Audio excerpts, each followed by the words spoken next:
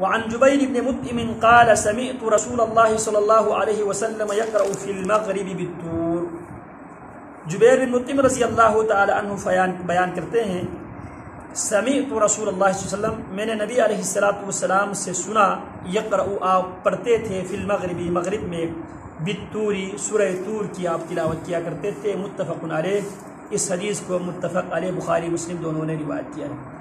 سورۃ الطور معلوم ہوا کہ نماز مغرب میں صرف قصار پڑھنا ہی سنت نہیں ہے بلکہ طوال پڑھنا بھی سنت ہے۔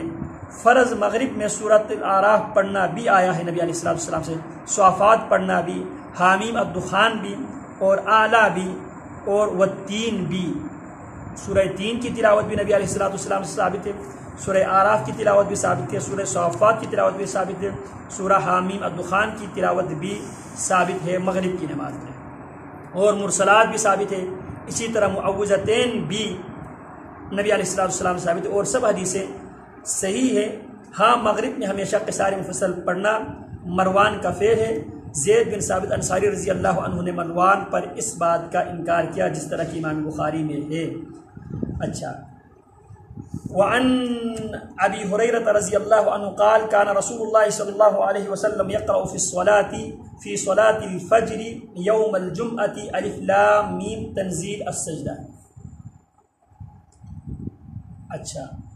جناب ابو ہریرہ رضی اللہ تعالی عنہ سے مروی ہے کہ نبی علیہ السلام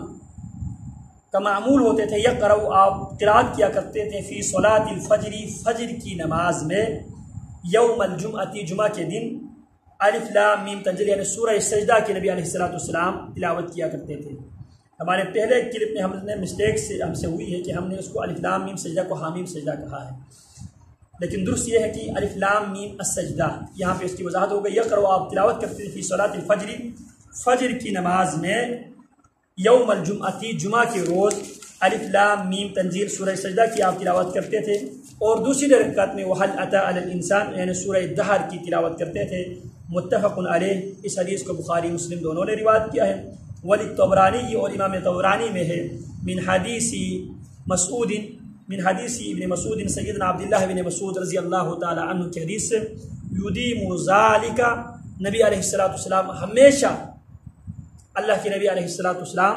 فجر کی پہلی رکعت میں الف لام میم السجدہ کی تلاوت کیا کرتے تھے، اور جمعہ والے روز فجر کی پہلی رکعت میں الف لام میم السجدہ کی، اور جمعہ والے روز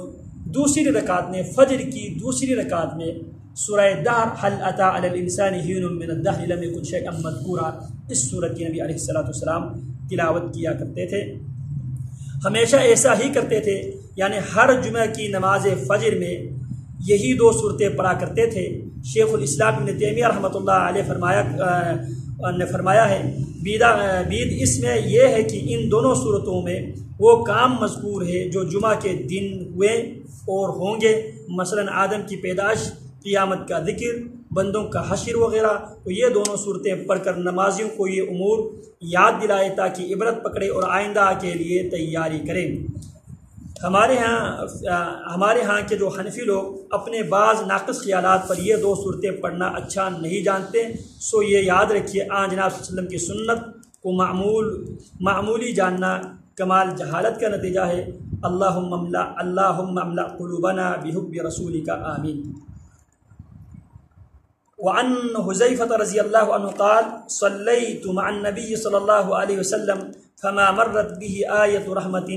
الا وقف عندها يسأل ولا آیت عذاب الا تعوذ منها۔ سیدنا حذیفہ رضی اللہ تعالیٰ عنہ فرماتے ہیں، صلیت مع النبی صلی اللہ علیہ وسلم، میں نے نماز پڑھی نبی اکرم صلی اللہ علیہ وسلم کے ساتھ، فما مرت به آیت رحمت، جب بھی نبی علیہ السلام تلاوت کرتے کرتے رحمت کی آیات سے آپ کا گزر ہوتے، الا وقف، آپ وہاں پہ رکتے، یعنی وقف عندها، وہاں پہ آپ رک جاتے، یسأل، آپ اللہ رب العالمین سے اس رحمت کی سوال کیا کرتے تھے، ولا آیت عذاب، جب آپ دوران تلاوت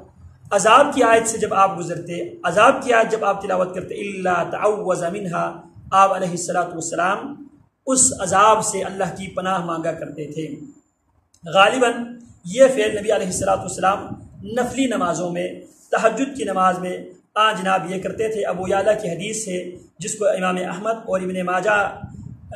نے لائے ہیں، اس پر دلیل ہے نیز احمد رحمہ اللہ کی حدیث عائشہ رضی اللہ تعالی عنہ سے، نیز ابو داود اور نسائی کی حدیث عوف بن مالک رضی اللہ تعالی عنہ سے۔ ہاں منفرد نمازی فرض نماز میں بھی ایسا کرے